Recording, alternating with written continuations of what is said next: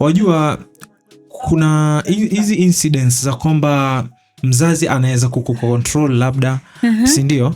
Na labda mzazi pia hawezi kucontrol, hajui how to interject, yani or where to interject, to shape their kids as per their vision, how they want their kids to be. Ziko incidents nyingi, kwa sababu mimi I remember bado nikiwa teenager, I think 17. Kuna siku nimetoka Mombasa naenda Kakamega na mzazi wangu, baba, si ndio? We were going for our academic clinic zile, si ndio? It was cold, so akanipatia blazer yake, akanipatia mazee, vaa tukiwa ndani ya gari Coast Bus. We went up to there, came back, finished, tulipomaliza we came back.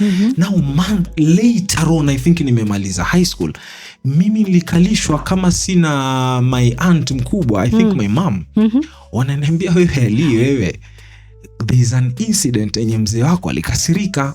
So I asked what kind of incident, nini ilifanyika? Wanasema kwamba that jacket that you went, at that time they don't know that I used that blazer to Kakamega High School, but they know it's kwa sababu niliporudi niliweka ndani ya kabati langu. Wanasema hapo mzee wako alichukua ile jacket yake anataka kutumia, ndani kulikuwa na condom, ndani kulikuwa na nini. So walishughuli yako itakuwa ni ya nani?